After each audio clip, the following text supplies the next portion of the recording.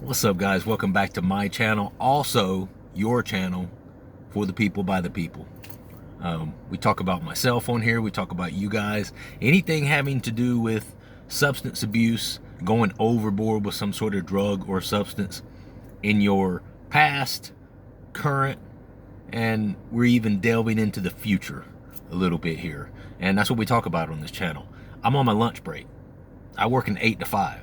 I'm just a regular guy, so you're not gonna get all these, cool ass transitions and, words floating across the screen, and then it's just, major podcast where I've got this producer working beside me, and no.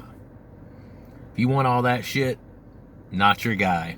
I'm just a real guy who has spent most of my life, especially my adult life, struggling with drug addiction, poly addiction, to just about anything that could potentially be abused.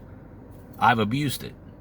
Almost everything, not everything. But anyway, if you enjoy this sort of transparency and, being able to get some information, some support, we talk a lot about Kratom and tapering from Kratom, because Kratom's one of those things, because of its availability, it's just kind of taking our country by storm. I don't campaign against Kratom on here, so if you are a Kratom user and you're a person who's worried about subscribing to my channel and then getting battered because you are a regular Kratom user, it's not gonna happen, bro. It's not gonna happen. I don't judge anyone for what their current relationship is with Kratom, and there's levels to addiction, and there are people that are able to use something like Kratom responsibly. My wife being one of those people. I'm the one who abuses it. My wife can take it or leave it. She likes it, but she can take it or leave it. So that dynamic exists in my own family. So I would never, try to put my thumb on someone about, oh, well, your relationship with Kratom is bad. No, it's not my bag, homie. It's not my bag. That's not my decision to make. Your relationship is a very personal one that you have with whatever substance it is. And, there's some people that are going to need it, going to always need it, and are always going to take it. And that's for you to decide if you need to curtail that relationship that you have with Kratom or some other substance. So if you appreciate the transparency, the honesty, I talk about, stealing pain medications from people back in my highest point of opiate addiction. If you enjoy that sort of transparency and realness, hit that subscribe button. You don't ever have to worry about it again. If you're gonna take the candy from the jar, just drop a quarter in. That's all I ask. Your quarter is, by the way, a subscription, and maybe a comment every once in a while. It's a free service, it's the least you can do, I think. Spending half my lunch break with you guys every day. But anyway, moving right along. So one good thing about having very interactive, engaging subscribers on here is sometimes you get pushed yourself, to do things a little quicker, a little faster. And Matthew reached out to me yesterday. Let me see if I can read his comment first. Matthew says, "Good job, Corey. Thanks for doing this. You are seriously helping me. I took 3 grams yesterday. I'm shooting for 2 today because I gotta beat you. LOL." Let's go, baby. I love it. And I'm a very competitive sort of guy. Maybe Matthew sensed that in me. Because now I only took 2 yesterday. So I'm down, you heard it correctly, I'm down to 2 grams of Kratom. I only took 4 capsules yesterday for the whole day. All right. Any serious physical withdrawals at this point have pretty much subsided. I even slept pretty well, earlier this morning when anything that I had taken kind of started to phase out of my system. Again, I kind of started to get a little bit of slight discomfort, like in the chest area, but at the amount that I'm taking of Kratom at this point, it's not bad. It's not nearly as noticeable as when you chop it down a pretty significant amount, and when you're on like a much higher dose. The interdose withdrawals tend to be way worse. And for those of you who don't know, so when I say interdose withdrawals, that means the times between where you're dosing on Kratom, depending on how much you're taking, your interdose withdrawals, or the discomforts or withdrawals that you might experience in between those doses, is going to vary based on how much you're taking, right? If you're a person that's taking 25 grams of Kratom per day, you know, if it's been 6 hours, 7 hours since your last dose, if you ever go that long, some people never go that long. But I've talked about also too, the withdrawals from something like Kratom tend to be worse in the morning because people take a nightly dose, and unless you're just hardcore, man, you don't usually get up at 1 o'clock in the morning and take some more Kratom, or 3 o'clock in the morning and take some more Kratom. I mean, at least I didn't. You know, I'm too lazy. I'm too busy sleeping. You know, I'm too tired to get up and do that.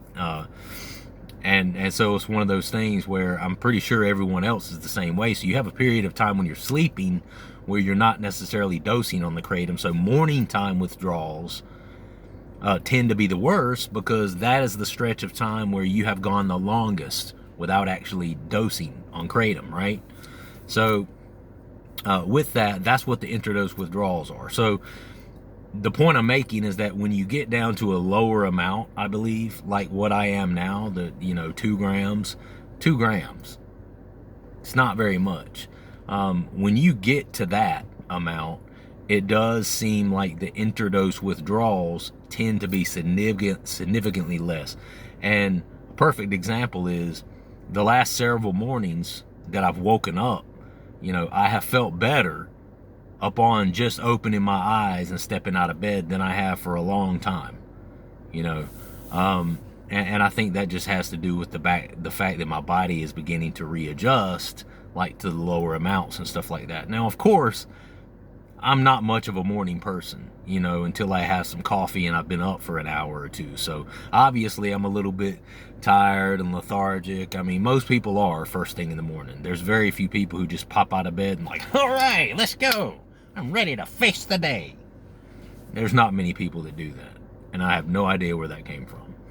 But although my wife is kind of a morning person, but she's not even that much of a morning person. But so the interdose withdrawals are getting better. So down to 2 grams. It's been somewhat of a challenge the last couple of days, to be honest with you, because I'm getting to that point now, and the first whole part of this whole tapering process, I was able to justify, okay, well, I'm going all day without taking the Kratom, and that kind of sucks. There's times that I miss it. I miss the mood lift. I miss this and I miss that. But at least I've been having my evenings to look forward to, right? To where it can at least go home and, take my 3 or 4 grams or whatever in the evening, get a little bit of euphoria. I've got that to look forward to, and then get up the next day, do the same thing again with my taper. Well, now I'm getting to the point where it's down to bare bones, brother. And this is the kind of the time of truth, the moment of truth, as to whether I'm going to completely come off of it. Because what I've been experiencing the last couple of days is a little bit of like, oh, well, damn, now I'm getting to the point where I'm not only not taking it during the day, but my evening dose is getting cut down like pretty significantly. Last night when I took the 2 grams, I mean, I didn't really feel much off of that. Like, I almost couldn't really tell I took Kratom, to be honest with you, So it's one of those things where now I'm starting to get to the realness, and I'm starting to face the ultimate truth that, hey, if you're going to come off of it, coming off is one thing. That's according to a lot of addiction specialists, coming off of it is the easy part. Getting off of the easy part, I mean, you got people here so worried about, how I'm going to finish this taper, or how I'm going to begin tapering, because it just seems so miserable. The withdrawals seem so miserable coming off of it. Well, now consider this. There's the withdrawals and all the things that you can kind of do to help get through the withdrawals. That's tough enough. But then when you look at the prospect of, once you are completely off of it and you've completely left the Kratom behind, learning to live your life from minute to minute, hour to hour, day to day, week to week, month to month, without Kratom in your life. You know, that's a mind fuck, man. That's a real mind fuck for me. I'm going to be completely honest with you. And I jotted this down because I wanted to be able to tell you guys. And after that, I'm going to get to a few comments. I called it stumbling block. I had a stumbling block moment this morning. And the thought that I had was, damn, man, I can't wait for this taper to be over with so I can say that I'm off of it, and then I can start taking it again.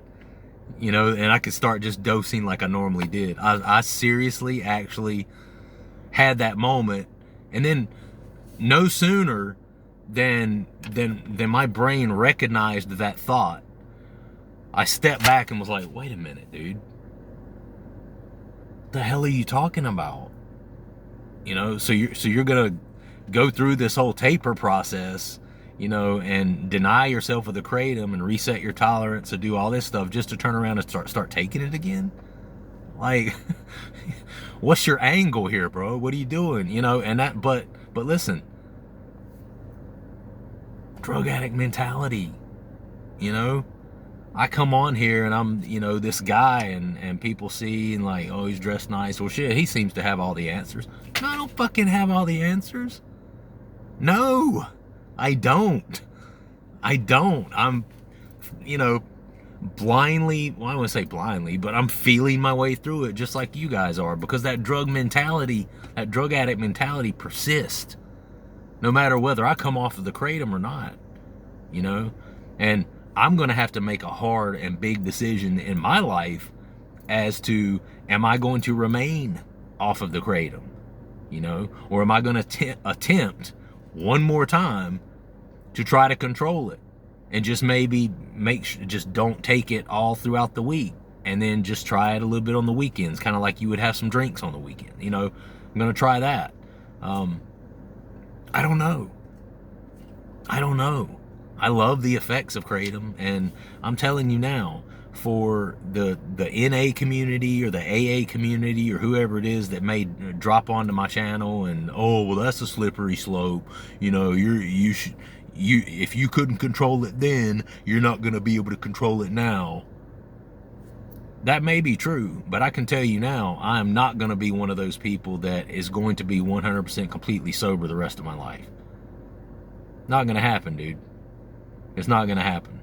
You know, I like experimenting with, you know, I like enjoying the fruits of, you know, substances that God has given to us, or some even that man has given. But, you know, I want to be able to enjoy those things in my life. So I don't see myself as being a 100% completely sober, but I know when something has become a slippery slope for me, like Kratom has, right? And it is one of those things where I'm going to have to be able to get to a point with it where I don't feel like shit when I'm not taking it, right? I'm going to have to be able to control my use to a point to where when I'm not taking it, I don't feel the anhedonia, the depression, the cold chills, my bowels are all jacked up, you know, just the withdrawals in general. But I'm definitely going to stay off of it for a minute altogether, you know, just to see a week or 2 weeks. I don't know yet. I don't know, you know, and maybe I'm an idiot for even thinking that way. Maybe I'm an idiot for, you know, even considering taking it again, but I love it, dude. I like it. I like it a lot.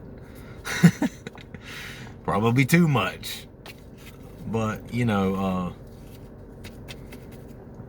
either way, one thing I can tell you for sure is I've learned a lot of lessons with this stint for the past 4 years or so with Kratom, and my relationship will never be the same with it again. And I've made that promise to myself before. I made that promise to myself with Vicodin and Percocets. And when I came through that last withdrawal to Percocets, and it was the most horrible thing I'd ever experienced in my life, when I came through that, I made a promise to myself and to God that I would never go there again.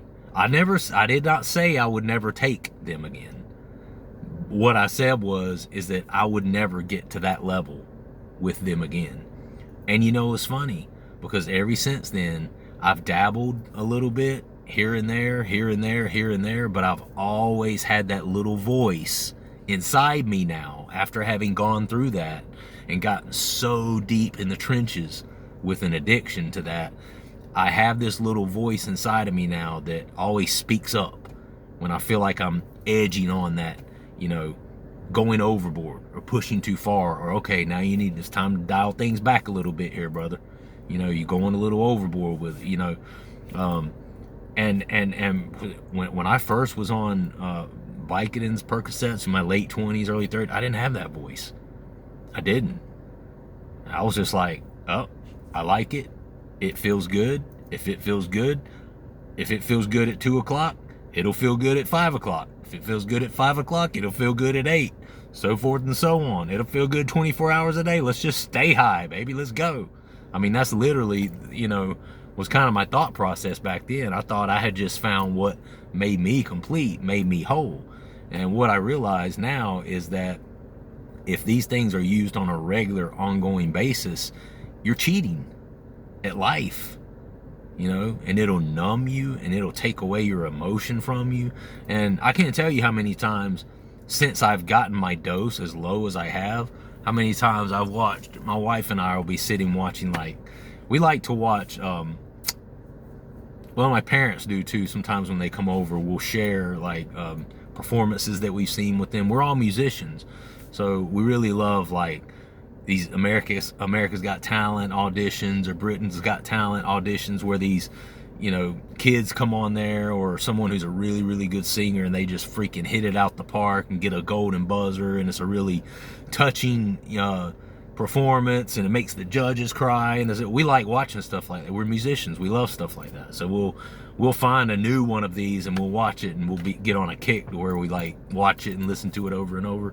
And man, I don't know how many times I've just welled up, like, gotten choked up, like, I'm not crying, no. I'm telling you. And this is a result of the fact that Kratom causes you to feel numb. There's two ways for you to feel on Kratom, okay? Happy, in other words, the mood lift, and numb. At higher amounts, it's numbness. And you completely are void of any emotion, basically. You know, so on higher amounts of Kratom, I can sit and watch something like that, just, you know, completely stone face. I mean, it barely, you know, barely touches me or barely moves me. But when I get down to these lower amounts like this, and my emotions and everything start to resurface, you know, because they're not being suppressed, you know, by something like Kratom that becomes almost like a sedative, you know, where it suppresses you if taken in larger amounts. Now I start to feel that emotion welling up that much more easier. I'll be sitting there watching a, you know, flipping 30-second commercial, and I'm like, you know. But anyway, it's a real thing about Kratom, you know, and you're kind of cheating in a sense to get these little cheap snippets and versions of, you know, what should be just a natural function of human emotion. You don't have the natural function of human emotion anymore. You don't really have the sadness, the true sadness, or the true happiness, or the true loneliness, or you don't have any of that, because Kratom has filled those voids for you, right? But then when that Kratom gets taken away, then what? The loneliness returns, you know, and that's the point I'm making, is it occurred to me this morning that, yeah, I'm doing really good. Everybody's giving me pat on it. Good job, dude. You know, you're down to 2 grams. You're killing it, blah, blah, blah. And I'm like, that's great. And I do appreciate the encouragement. But then on the flip side of that same coin, I'm like, bro, you're not even off of it yet. And the hard part hasn't even begun. You know?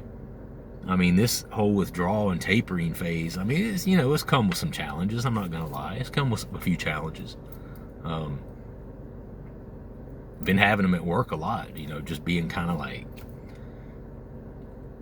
not a lot of energy or focus or drive. You know, I'm kind of missing that because Kratom kind of helps with that, you know. So I'm facing like trying to learn to do that in a, you know, in my own like normal state of mind, as opposed to some sort of elevated state of mind that Kratom has taken me to, you know. So that's a little different, you know.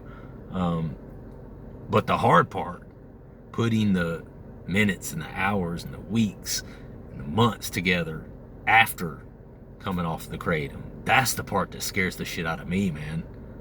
You know, that's the part that scares the shit out of me. This tapering shit, I mean, the withdrawals, I mean, you know, it's tough sometimes, but it's not the hard part. I hate to break it to you. Man. It's not the hard part. At Christian BR6963 says, hey bro, another banger. Need to get my health back in check at the moment. I've lost a lot of weight over this past year and a half. I think part of why we binge drugs is because we don't have our life in check. I notice that I will drink and do Kratom more when I'm not keeping busy. You got to fill your day and set up your schedule to where you are really busy. I want to stop there and I just want to jump right in. Like, thank you for mentioning that, bro. I've touched on it on this channel before, but that is absolutely a really, really major aspect of all of this. It really is. Again, you hear me talking about beating a drum on this channel. Well, that's a drum that I beat all the time. You gotta stay busy. You gotta plan your day. You have to schedule yourself. Okay, especially if you're not at work, or say you're off one day and you're trying to quit Kratom, you're trying to taper or whatever. You can't just sit around on the couch with your thumb up your asshole and just expect yourself not to use Kratom. Not gonna happen, brother. Not gonna happen, or sister, whoever you are. Not gonna happen. The only way that you are going to be able to get through those minutes, those hours, those days, those weeks, the only way you're going to do it is to keep, like Christian says, keep yourself busy and make sure you schedule out your day. From 1 to 2, I'm doing this. From 2 to 2:30, I'll do this. Maybe I'll go exercise or something. You know, I mean, we've been beating that exercise. We've been beating the hell out of that drum the last few days. That's a very important component. Not only because it keeps your body and your mind engaged in something else, because when you're going through some sort of intense exercise, Kratom is the last effing thing on your mind, bro. You know, all you can think about is the pain and how bad it hurts. You know, and not only that, but then that's a natural way to also get your body to create some endorphins, create some dopamine. You know, when you come off of something like Kratom, you're in depletion of these things, right? That's why you feel depressed. That's why you feel down. That's why you don't have any energy, because your body's not making any dopamine, because it shut down the freaking factory because it had an excess of dopamine going on. They're like, shut down production, too much dopamine in the system. Lights off, everybody goes home, right? And that's what Kratom does for you.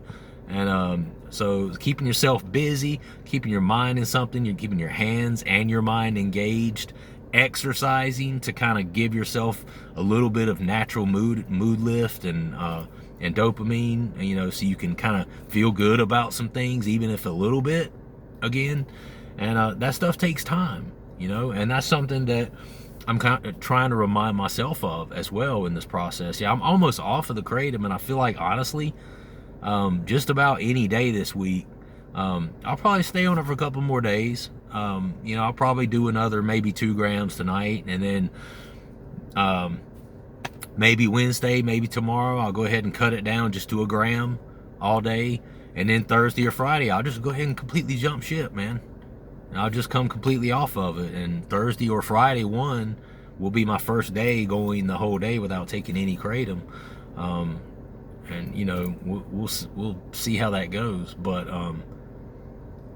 I am facing the imminent truth of the fact that, bro, that's only the beginning. That's only the beginning, bro. You know, and that part's a little scary, because in my mind's eye, I can't fathom, you know, going every day, every weekend, you know, every month, every year for the rest of my life and never touching Kratom. I can't imagine it. I love it too much. I like it too much, you know. And I'm not doing the AA thing. I'm not doing the NA thing. I'll never do that. You know, I'm one of those people that's always kind of had this. I've always kind of been able to rein it back a little bit and pull back when I start getting a little bit out there. And I'm sure that, you know, there would be some things different in my life if I hadn't lived my life that way. I accept that. I conceive of that. You know, maybe I'll be a little further along in my career. You know, maybe things like that. It's definitely served to hold me back in some areas of my life. You know, I told you guys I was a musician years ago and did music. And there's no doubt in my mind that if I wouldn't have been had such a strong drug addict mentality, that I could have gotten further with that. I'm a talented dude, man. I got a lot of talent. I mean, I kind of, in some ways, shit that away, right? Christian says, I do construction and I notice I'm not on my phone. It's labor inducing, and I come home with natural dopamine when I'm not completely exhausted. About to join a Muay Thai gym and train again. Notice hobbies are real good for you in terms of fulfillment. Gonna start eating better and go hard with the celibacy journey. Oh man, all right. Oh, okay, you're on that then. Hey, Christian, you're on some shit, bro. Celibacy, okay. For a while, no pun intended. LOL. That's a good one. Celibacy. Oh man, that's one I've never tried to go. That's just one I already knew I couldn't do that. That's you know, I mean, honestly, probably in my late 20s, early 30s, probably should have attended meetings, bro. You know, for sex addicts. I'm not even gonna lie to you.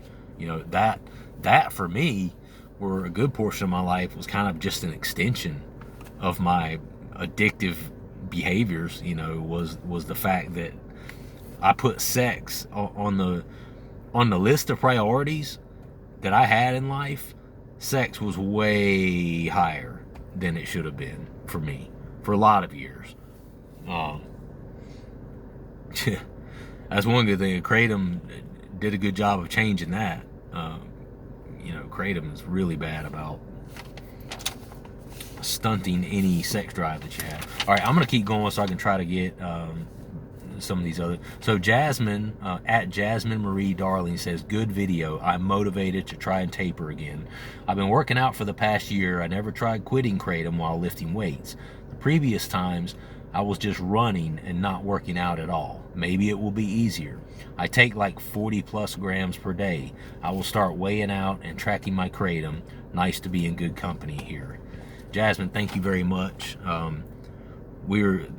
I have the best, most wonderful group of subscribers in the whole world. There's no doubt about that. A lot of supportive people on here, and a lot of collective knowledge from people who have been down that road before, you know, who have been through it, through the School of Hard Knocks, and learned about tapering, the things that you can use to help with tapers and cold turkey withdrawals and stuff like that.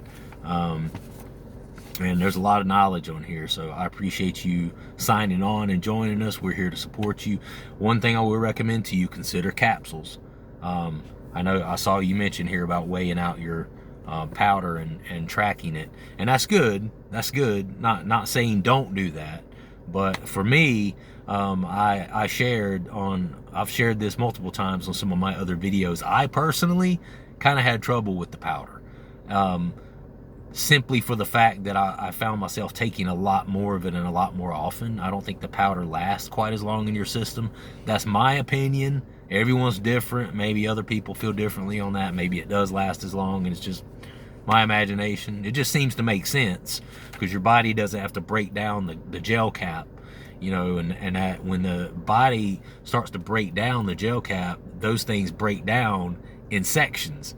You know, it doesn't just all of a sudden poof, and there's no more gel cap, and then the kratom goes all out into your system. It doesn't work that way. You know, it melts in your system a little bit at a time, a little bit at a time. So a little bit gets released throughout time. And I think that because of that, you tend to get a longer lasting sort of effect from the kratom capsule. So it serves to help you. With me, when I was doing the powder, I found myself dosing way more often because the feeling of the kratom seemed to go away quicker. And it's just easier just to throw a big ass scoop on there. And if you do a whole teaspoon, heaping teaspoon, you might be getting 5-6 grams just in that one shot.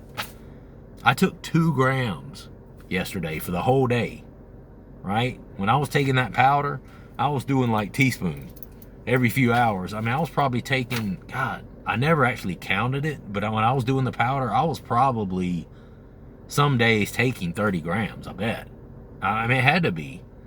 You know, again, I don't even have a scale. I wasn't measuring anything, but no, it definitely was. There's no doubt about it. And Jasmine, maybe you're better about that than I am. I don't know. I just know for me, I personally tended to kind of have trouble with the powder. So if you're considering tapering, I suggest to people, get yourself some capsules.